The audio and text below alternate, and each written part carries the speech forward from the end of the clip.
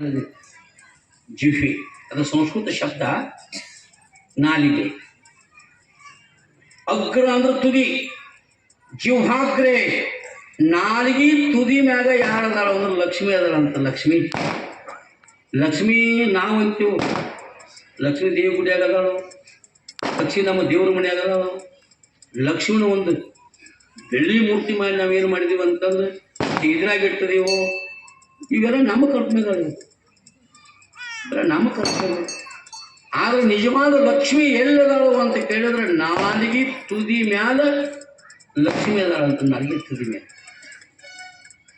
ನೀವು ನೋಡ್ರಿ, ಆ ಮನುಷ್ಯ ಕರೆ ಅದಾನು ಅಂತ ಅನಿಸ್ತು ಅಂತಂದ್ರೆ 1,00,000 ರೂಪಾಯಿ ಇಲ್ಲೇ ಕುಂತಲ್ಲಿನ ಆ ಸಾವುಕಾರ ತೆಗೋ 1,00,000 ರೂಪಾಯಿ $3 ರೂಪಾಯಿ ಅಂತ ಕಳಿಸಿದಂದ್ರೆ ಯಾರು ಕಳಿಸಿದಾರಪ್ಪ? ಹಿಂಗೆ ಕಳಿಸ್ಕೊಟ್ಟದಾದ್ರಿ, ಹಿಂಗೆ ತಗೊಂಡು ಹೋಗಿ ಕರೆ ಮನುಷ್ಯ ಇದ್ದಾನೆ. ಮತ್ತು ಹೊತ್ತು ಮುಳುಗಿದ್ರೆ ಸುಳ್ಳು ಮಾತಾಡೋಂಗಿದ್ರೆ ಕೊಡ್ತಾರ ಅಂದ್ರೆ 1,00,000 ರೂಪಾಯಿ ಕೊಡ್ತಾರಂದ್ರಿ. ಹೀಗಿದ್ರು ಇಲ್ಲ ಅಂದ್ರೆ ಲಕ್ಷ್ಮಿ ಎಲ್ಲಿದ್ದಾಳೆ ವಾಸದಾಳ ಅಂತೀರಿ. ಮಾತಿನ ಮ್ಯಾಲ ನಾಗಿರ್ತೀನಿ ಮ್ಯಾಗಿಂದ ಶಿವಹಾಕ್ರೆ ವಸತಿರ್ ಲಕ್ಷ್ಮಿ. ಲಕ್ಷ್ಮಿ ಎಲ್ಲಿದ? ಈಗ ವ್ಯಾಪಾರ ಮಾಡ್ತಾರೆ ಗೊತ್ತಿತ್ತು ಅರಿಬಿ ಅಂಗಡಿಯಾಗ. ಅರಿಬಿ ಅಂಗಡಿಯಾಗ ವ್ಯಾಪಾರ ಮಾಡೋರು ನೀವು ತಗೊಳ್ಳೋದು ಒಂದು ಸೀರೆ, ನೀವು ತಗೊಳ್ಳೋದು ಒಂದು ಸೀರೆ 100 ಸೀರೆ ತೆಗೆಸ್ತೇವೆ. ಅವು ತೆಗೆದು ಉಗಿತಾನ ಬೇಕಾದ 100 ಸೀರೆ ತೆಗೆದು ಉಗಿದ್ರು ನಿಮಗೆ ಮನ್ಸಿಗೆ ಬರಲಿಲ್ಲ ಅಂದ್ರೆ ನಮಗೆ ಯಾಕೋ ಮನ್ಸಿಗೆ ಬರಲಿಲ್ಲ ಅಂತ ನೀವು ಹಿಂಗೆ ಮಾಡಿರಿ, ಪಾತ್ರವಾತ್ರಿ. ಮತ್ತು ಮುಂದಿನ ವಾರ ಬರ್ತಾವೋ ಹೊಸಾವೋ, ಅವಾಗಾರ ಬರ್ರಿ. ಈಗ ನೀವು ಮುಂದಿನ ಅಂಗಡಿ ಹೋಗ್ರಿ, ನಮಸ್ಕಾರ ಅಂತ ನಾವು 100 ಸೀರೆ ಉರಿಸಿ ತೆಗಿಸಿ ಹಂಗೆ ಬಿಟ್ಟು ಹಾಡ್ರಿ ಅಂತ ಅಕಸ್ಮಾತ್ ನಿಮ್ಮ ಶೀಟಿಗೆ ಅದು ತರ 4 ಮಾತು ನಾವು ಮರೆಯೋದು ಅವ್ನ ಅಂಗಡಿ ಹೋಗ್ತೀರಿ ನೀವ, ನಮಸ್ಕಾರ, ಮುಂದಿನ ವಾರ ಬರ್ರಿ, ಮತ್ತು ಹೊಸ ಕೇಳಿ ಬರ್ತಾವೆ ತೋರಿಸ್ತವೆ. ಹೌದು, ವ್ಯಾಪಾರಸ್ಥರು ಏನು ಮಾಡ್ತಾರೆ ಗೊತ್ತೈತೆ? ಮಾತಾಡ್ತಾರೆ ಅವರು. ವ್ಯಾಪಾರ ನಿಜವಾಗಿ ವ್ಯಾಪಾರಸ್ಥರು ಮಾರೋದೇನು, ಮಾರೋಕ್ಕಿಂತ ಮೊದಲು ಕಮ್ಮನು ಮಾಡ್ತಾರೆ ಅಂತ ತಿಳ್ಕೊಂಡು ಜಿಹ್ವಾಗ್ರೆ ವಸತಿರ್ ಲಕ್ಷ್ಮಿ. ಇನ್ನು ಮುಂದಿನ ಮಾತು ಬರುತ್ತಾರೆ, ಜಿಹ್ವಾಗ್ರೆ ಮಿತ್ರ ಬಾಂಧವಾಹ. ಒಂದು ಹಿಡಿ ಹುಲ್ಲು ಹಿಡ್ಕೊಂಡು ಆಕಳ ಮುಂದೆ ನಿಂತಿ ಅಂದ್ರೆ ಆಕಳ ನಮ್ಮ ಕಡೆ ಬರ್ತದೆ. ಹೌದು, ಅದ ಒಂದು ಬಡಿ ತಗೊಂಡು ನಿಂತಿರಿ ಅಂದ್ರೆ ಆಕಳ ಹಾಕ್ಬೇಕು. ಒಂದು ಹಿಡಿ ಹುಲ್ಲು ಹಿಡ್ಕೊಂಡು ಆಕಳ ಮುಂದೆ ನಾವು ಹಿಂಗೆ ನಿಂತೀವಿ ಅಂದ್ರೆ ಆಕಳ ಓಡೋಡಿ ಆ ಕಡೆ ಬರ್ತದೆ. ಅದ ಒಂದು ಬಡಿಗೆ ತಗೊಂಡು ನಿಂತೀವಿ ಅಂತಂದ್ರೆ ಆಕಳ ಓಡಿ ಹೋಗ್ತದೆ. ಹಂಗೆ ನಮ್ಮ ವಾಣಿಯಿಂದ ಮಿತ್ರ ಬಾಂಧವ್ರ, ಬೀಗರ ಬಿದ್ರ ಬಾಂಧವ್ರ ಹೋದವ್ರಿಗೆ ಒಳ್ಳೆ ಒಂದು 4 ಮಾತು ಮಾತಾಡಿದೀವಿ ಅಂತಂದ್ರೆ ಮುಂಖುಷಿ ಬರ್ತಾರೆ, ನಮ್ಮ ಮನೆತಕ್ಕ ಬರ್ತಾರೆ. ಕಟ್ಟುಗೊಂಡ್ರೆ ನೋಡಿ ಕಟ್ಟು ಮಾತು ಮಾತಾಡೋಕೈತಿ ಅಂದ್ರೆ ಹೌದು. ಮಿತ್ರ ಬಾಂಧವರು ಎಲ್ಲೆಲ್ಲ ಅಂತೀರಿ? ಜಿಹ್ವಾಗ್ರೆ ಮಿತ್ರ ಬಾಂಧವ. ಹೌದು, ಮುಂದಿನ ಮಾತು ಬರೀತಾರೆ, ಜಿಹ್ವಾಗ್ರೆ ಬಂಧನಂ ಪ್ರಾಪ್ತಿ. ನಾಲಿಗೆ ತುದಿ ಮೇಲೆ ಏನೈತಿ ಅಂದ್ರೆ ನಮ್ಮ ಬಂಧನ ನಾಲಿಗೆ ತುದಿ ಮೇಲೆ ಐತೆ. ನಾಲಿಗೆ ತುದಿ ಮೇಲೆ ಭಾಳ ಕೆಟ್ಟ ಮಾತಾಡುವಂಥ ಒಂದು ಮಣಿತಾನ ಇತ್ತು ಒಂದು ಊರೊಳಗೆ. ಆ ಹುಡುಗ ಶಾಲಿಂದ ಬರ್ತಿದ್ದ, ಮಾಡಿ ಮೇಲೆ ಒಬ್ಬ ಕುಜ್ರ ದೊಡ್ಡ ಶ್ರೀಮಂತ ಮನುಷ್ಯ 2 ಕ್ವಿಂಟಲ್ ಇದ್ದಾವೆ. 2 ಕ್ವಿಂಟಲ್ ದೊಡ್ಡ ಹೊಟ್ಟೆ, ದೀರ್ಘ ದೇಹ, ದೊಡ್ಡ ಹೊಟ್ಟೆಗಿತ್ತು, ದೀರ್ಘ ದೇಹ ಇತ್ತು. ಅವನು ನೋಡಿ ಹುಡುಗ ನಕ್ಕ, ಅವನು ನೋಡಿ ಇವನು ನಕ್ಕ. ಅದು ಏನಾಗಿತ್ತು, ಹಿಂದೆ ಆ ಮಾರವಾಡಿ ಮೊಮ್ಮಗ ಸತ್ತಿದ್ದ, 1-2-3 ತಿಂಗಳಾಗಿತ್ತು ಸತ್ತ. ಆ ಶೇಮ ಈ ಹುಡುಗ ಅವ್ರ ಮೊಮ್ಮಗನಲ್ಲಿದ್ದ. ಅವನು ನೋಡಿ ನಾಲ್ಕಪಟ್ಟಿಗೆ ಅವನು ಪ್ರೀತಿಯಾಗಿ ಆ ಮನುಷ್ಯನ ಹಚ್ಚಿ ಆ ತಮ್ಮನ ಕರ್ಕೊಂಡ್ರು, ಆ ಹುಡುಗನ ಕರ್ಕೊಂಡ್ರು. ಹುಡುಗ ಬಂದ, ತಿನ್ನಕ್ಕೆ ಕೈಡೆ ಕೊಟ್ಟ. ತಮ್ಮ, ನೀ ನನ್ನ ನೋಡಿ ನಕ್ಕಿಲ್ಲ, ನೀನು ನನ್ನ ನೋಡಿ ನಕ್ಕಿಲ್ಲ, ಯಾಕೆ ನಕ್ಕಿ ಅಂತ ಕೇಳಿ ಮುಜ್ಜು.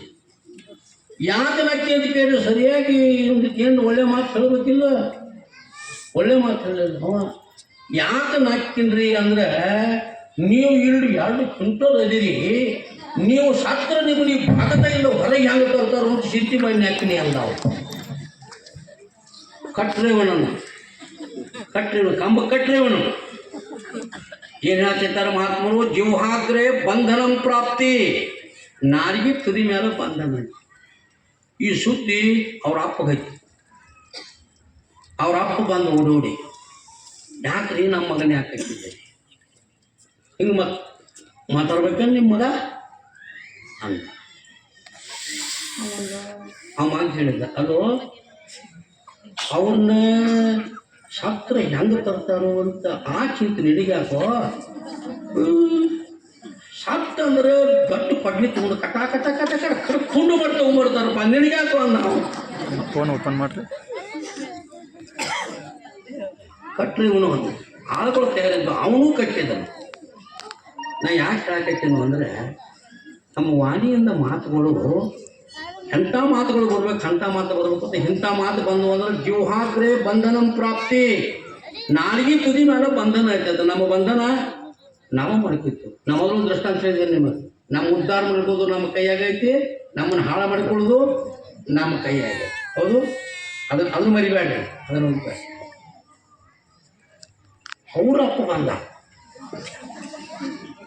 ಅವ್ರಪ್ಪ ಬಂದ ಅವೆಲ್ಲ ವಿಚಾರ ಕೇಳಿದ. ಯಾಕ್ರಿ ಸಾವುಕಾರ ಏನಾಗಿದೆ, ನಿನ್ನ ಮಗ ಹೆಂಗೆ ಮಾತಾಡ್ತಾನೆ, ನಿನ್ನ ಮೊಮ್ಮ ಹೆಂಗೆ ಮಾತಾಡ್ತಾನೆ ನಾನು ಹಂಗೆ.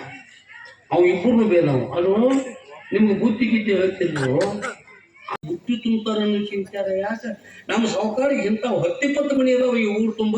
ಇದೊಂದು ಮಣಿ ಒಳಗೆ ಅಲ್ಲೇ ಇಟ್ಟು ಒಂದು ಸುಮ್ಮನೆ ಗೊತ್ತಿ ಉಳಿ ಹೊಸ್ತಾರಪ್ಪ ನಾವು.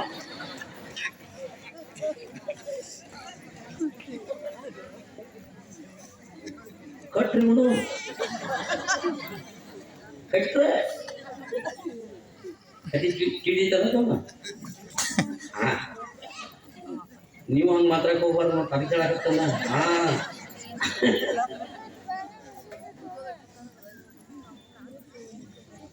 ಮೊಮ್ಮಗನ ಅಪ್ಪನ ಅರ್ಜುನ 3 ಮಂದಿನ ಕಟ್ಟಿದ್ರು. ಸುಟ್ಟಿ ಅವನು ಹೇಟಿಗೆ ಆ ಹುಡುಗನ ಹೋಗ ಹತ್ತಿ ಓಡಿ ಬಂದು ಇದೆಲ್ಲ ವಿಚಾರ ಮಾಡಿದ್ರು. ಇನ್ನು ಹಿಂಗಾದ್ರೆ ಇದು ಕೆಲಸ ಆಗೋದಿಲ್ಲ, ಇವನ್ ಜೋಡಿ ಗುದ್ದಾಡ್ಬಾರ್ದು, ಮಾಡಕ್ಕೆ ಹೋಗ್ಬೇಕಂತ ಬುಟ್ಟು ಮಾರವಾಡಿ ಹೇಗೆ ಹೋಗಿ ಯಾಕಂದ್ರೆ ನನ್ನ ಮಗ ತಿರ್ಗಾದ ತಪ್ಪು ಮಾಡಿದ. ನಮ್ಮ ಯಜಮಾನ ತಿರ್ಗಾದ ತಪ್ಪು ಮಾಡಿದಾನ. ಸಾವುಕಾರ ಕಟ್ಟಿದಾರ. ನಮ್ಮ ಮಾಮ ಅವನು ತಪ್ಪು ಮಾಡಿದಾನ. ಯಾಕ ಇವ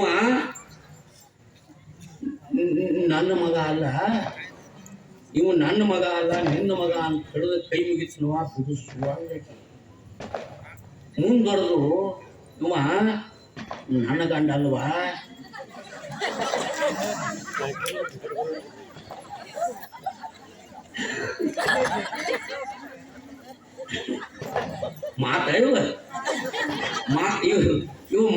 ಮಾತಂತಾರ ಇವಕ್ಕೆ. ಇವು ನನ್ನ ಗಂಡ ಅಲ್ವಾ, ನಿನ್ನ ಗಂಡ ಅಂತ ತಿಳಿದು ಬಿಡಿಸು ಅಂದು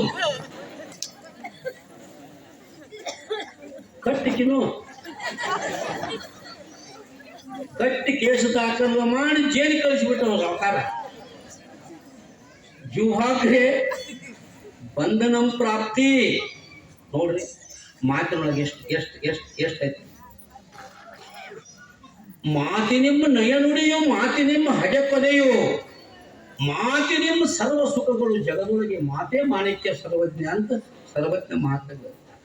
ಮಾತಿನಿಮ್ಮ ನಯ ನುಡಿಯೋ, ಮಾತಿನಿಮ್ಮ ಹಗೆ ಪದೆಯೋ, ಮಾತಿನಿಮ್ಮ ಸರ್ವ ಸುಖಗಳು, ಈ ಜಗದೊಳಗೆ ಮಾತೇ ಮಾಣಿಕ್ಯ ಸರ್ವಜ್ಞ. ಪುಣ್ಯಾತ್ಮ,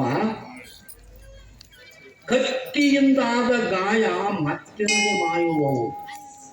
ಒಂದು ಕುಡುಗೋಲು, ಒಂದು ಕಟ್ಲಿಯೋ, ಒಂದು ಖಡ್ಗ ತಗೊಂಡು ಅಕಸ್ಮಾತ್ ನಮ್ಮ ಶರೀರಕ್ಕೆ ಯಾರಾದ್ರೂ ಒಂದು ಹಿಂಗ ಖಡ್ಗಲಿ ನಮ್ಮನ್ನು ಹೊಡೆದ್ರು ಅಂತಂದ್ರೆ ಆ ಗಾಯ ಒಂದು 5 ತಿಂಗಳು 6 ತಿಂಗಳು ವರ್ಷಕ್ಕೂ ಆ ಗಾಯ ಮಾಹಿತಿ ಔಷಧ ಉಪಚಾರದಿಂದ. ಸರ್ವಜ್ಞ ಮಹಾಕವಿ ಬರೀತಾನೆ, ಕತ್ತಿಯಿಂದಾದ ಗಾಯ ಮತ್ತಿರದೆ ಮಾಯುವವು, ಸುತ್ತಲಾಡುತ್ತೀಯ ಜಿಹ್ವೆಯ ಗಾಯವದು ಸತ್ತರೂ ಮಾಯದು ಸರ್ವಜ್ಞ. ಸುತ್ತಲಾಡುತ್ತೀಯ ಜಿಹ್ವೆಯಿಂದ ಏನು ಅಕಸ್ಮಾತ್ ಒಂದು ಮಾತಾಡಿದ್ರೆ, ಏನು ಮಾತಾಡಿದೀವಿಪ್ಪ, ನನ್ನ ಎದೆಯಾಗ ಬಡದ ಬೆನ್ನಾಗ ಪಾರ ಅಂತ ಮಾತು ಮಾತಾಡಿದ್ದು. ನಾ ಸತ್ತ ಸಾಯವಲ್ಲ, ನೀ ಬಿಡಬಾರ್ದ ಅಂತ ಮಕ್ಕಳು ಕಳಿಸಾಯ್ತಾನ. ಅವನು ನೀ ಬಿಡಬಾರ್ದು. ಹೇಳುವಂತ ಅಭಿಪ್ರಾಯ ಏನು ಅಂತಂದ್ರೆ, ಒಟ್ಟಾರೆ ಏನು, ನಿಮ್ಮ ಮಾತುಗಳು ಹಿಂಗಿರಬಾರದು. ನಿಮ್ಮ ಮಾತುಗಳು ಹೆಂಗಿರ್ಬೇಕು ಅಂದ್ರೆ, ಭಗವಂತ ಬರುತ್ತಾನೆ, ಯಾಮಿಮಾಂ ಪುಷ್ಪಿತಾಂ ವಾಚಂ.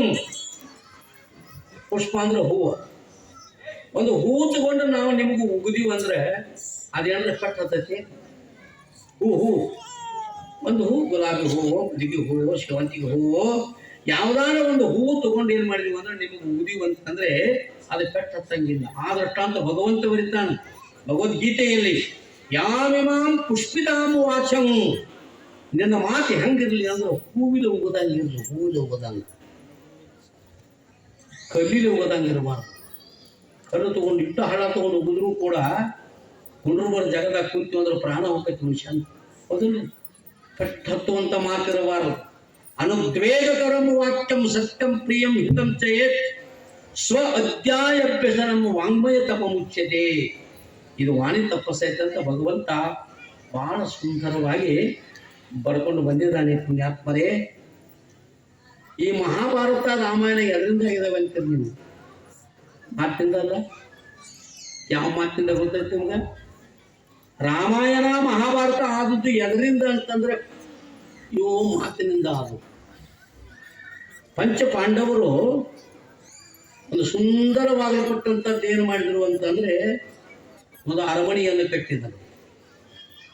ಅದರ ಉದ್ಘಾಟನೆಗಂತ ಎಲ್ಲರೂ ಕರೆಸಿದರು. ಎಲ್ಲರೂ ಬಂದರು, ದುರ್ಯೋಧನನು ಬಂದ. ಅದು ನೀರಿದ್ದ ಜಾಗದಾಗ ನೀರಿದ್ದಂಗೆ ಕಾಣ್ತದಕ್ಕೆಲ್ಲ, ಭೂಮಿದ ಜಾಗದಾಗ ನೀರಿದ್ದಂಗೆ ಕಾಣ್ತಿತ್ತು, ನೀರಿದ್ದ ಜಾಗದಾಗ ಭೂಮಿ ಇದ್ದಂಗೆ ಕಾಣ್ತಿತ್ತು. ಇಂಥ ವಿಚಿತ್ರವಾದ ಮಯ ಅನ್ನತಕ್ಕಂಥ ದೇವಲೋಕ ಬಂದು ಏನು ಮಾಡಿದ್ದ ಅಂತಂದ್ರೆ ಅದರ ರಚನೆ ಮಾಡಿದ್ದ. ಗೊತ್ತಾಗಲ ಆರ್ಕ ದುರ್ಯೋಧನ ಏನು ಮಾಡಿದ ಅಂತಂದ್ರೆ ಜಾರಿ ನೀರಾಗ ಬಿದ್ದ. ಸಖಿಯರನ್ನ ಕರ್ಕೊಂಡು ದೋಮದ್ರ ಮ್ಯಾಗ ಅಂಟದ ಮ್ಯಾಗ ಇರ್ತಕ್ಕಂಥ ದ್ರೌಪದಿ ಸುಮ್ಮಿದ್ರೆ ಏನಾಕೈತಿಗೆ ಎಲ್ಲ ಪಾಪ ಬಿದ್ದಪ್ಪ. ಯಾರ ಎಬಸ್ತೀವಿ ಅಂತಾರ ಅಣಬೇಕು. ಎಷ್ಟೊನಾದ್ರೂ ಕಳ್ಳ ಯಾಕಂದು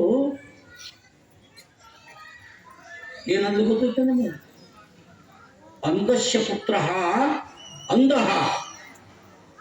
ಇವರಪ್ಪ ಕುರುಡು ಧೃತರಾಷ್ಟ್ರ, ಅವನ ಮಗ ಅವ ಕಣ್ಣಿದ್ದು ಕುಡ್ಡ, ಇವ್ ಕಣ್ಣಿದ್ದು ಕುಡ್ಡ ಅಂತ ಕ್ವಾಕಿ ಹೊಡೆದು ನಕ್ಕು ಬಿಟ್ರು. ಅವನು ಉರುಮಂಡಲಕ್ಕೆ ಬೆಂಕಿ ಹಚ್ಚಿ ಅವನು ಉರುಮಂಡಲಕ್ಕೆ ಬೆಂಕಿ ಹತ್ತಿ ಅಂಧ ಪ್ರತಿಜ್ಞೆ ಮಾಡಿದವ. ಈ ಅಪಮಾನವನ್ನು ನಾ ತೀರಿಸಿಕೊಳ್ಳಿಲ್ಲ ಅಂತಂದ್ರೆ ನಾ ಕೌರವರ ವಂಶದೊಳಗೆ ಧೃತರಾಷ್ಟ್ರ ಮಗ ದುರ್ಯೋಧನ ಅಲ್ಲ ಅಂತ ಅವನು ಪ್ರತಿಜ್ಞೆ ಮಾಡಿದ. ಪ್ರತಿಜ್ಞೆ ಮಾಡಿ ಅದಕ್ಕೆ ಸಂಬಂಧಪಟ್ಟ ವ್ಯವಹಾರವನ್ನೆಲ್ಲ ಮಾಡಿದ. ಅದನ್ನು ಕತಿ ಗೊತ್ತದ, ವರ್ಣನೆ ಮಾಡೋದು ಸಾಕಷ್ಟೇ. ಒಂದು ಮಾತೇನು ಮಾಡ್ತೇವೆ ಅಂತಂದ್ರೆ, ಅಂಧಸ್ಯ ಪುತ್ರ ಅಂದ್ರ ಅನ್ನುವಂಥ ಒಂದು ಮಾತೇನಾಗ್ತವೆ ಅಂತಂದ್ರೆ ಮಹಾಭಾರತ ಆಗಲಿಲ್ಲ. ಕೈ ಒಂದು ಮಾತು ಹೊರಗೆ ಹಾಕಿದ್ವಿ ರಾಮಾಯಣದಾಗ. ಏನಂದು? ರಾಮ 14 ವರ್ಷ ವನವಾಸ, 14 ವರ್ಷ ವನವಾಸಕ್ಕೆ ಹೋಗ್ಬೇಕು, ನನ್ನ ಮಗ ಭರತನಿಗೆ ಪಟ್ಟಾಭಿಷೇಕ ಆಗಬೇಕು. ಭಾಳ ದಿವಸದ ಹುದಿಗಿಟ್ಟಿರ್ತಕ್ಕಂಥ ಮಾತಿದೆ. ದೇವದಾನನಿಗೆ ಬಿದ್ದಿಡದಂಥ ಕಾಲದಲ್ಲಿ ದಶರಥನಿಗೆ ಸಹಾಯ ಮಾಡಲ್ಪಟ್ಟಂಥ ಕೈಕೇಯಿ ರಥದ ಗಾಲಿ ಕೀಡು ಬಿಚ್ಚಿ ಬಿದ್ದ ರಥ ಬೀಳುವ ಪ್ರಸಂಗದೊಳಗೆ ಏನು ಮಾಡಿದ್ಲು ಅಂದ್ರೆ ತನ್ನ ಬರಳನ್ನು ಹಾಕಿ ದಶರಥನ ರಕ್ಷಣೆ ಮಾಡಿದ್ಲು. 2 ವರ ಕೊಟ್ಟಿದ್ದ ದಶರಥ, ಬೇಕಾದಾಗ ಕೇಳ್ಕೊ ಅಂತ. ಆಗ ಕೇಳಿದ್ರೆ ಮಾತು ಮುಗಿದು ಹೋಗಿತ್ತು. ಕೇಳಲಿಲ್ಲ, ಇಟ್ಕೊಂಡು ಕುಂಟ್ಲು. ಕೊನೆಗೆ ಏನಾಯ್ತು ಅಂದ್ರೆ ಮಂತರೇ ಅದನ್ನು ಎಬ್ಬಿಸಿದ್ಲು. 2 ಮಾತು ಹೊರಗೆ ಹಾಕಿದ್ರು. 2 ಮಾತು ಹೊರಗೆ ಹಾಕಿದ್ದಕ್ಕೆ ಆ ಮಾತು ಏನಾಯ್ತು ಅಂತಂದ್ರೆ, 14 ವರ್ಷ ಅಯೋಧ್ಯೆ ಪ್ರಜರೆಲ್ಲರೂ ರಾಮ ಪುನಃ ಹೊಳ್ಳಿ ಬರೋ ತನಕ ಕಣ್ಣೀರಿಡುವ ಪ್ರಸಂಗವಂತೂ ಇಡೀ ಅಯೋಧ್ಯೆ ಪ್ರಜರನ್ನ ಕಣ್ಣೀರು ಹಾಕಿಸುವಂತ ಮಾತು ಯಾರು ಅಂದ್ರೆ ಕೈಕೇಯಿ ಮಾತು. ಹಂಗ ನಿಮ್ಮ ಮಾತ ಇನ್ನೊಬ್ಬರಿಗೆ ಕಣ್ಣೀರು ಹಾಕುವಂತ ಮಾತು, ಇನ್ನೊಬ್ಬರ ಕಣ್ಣೀರು ಒರೆಸುವಂತ ಮಾತು.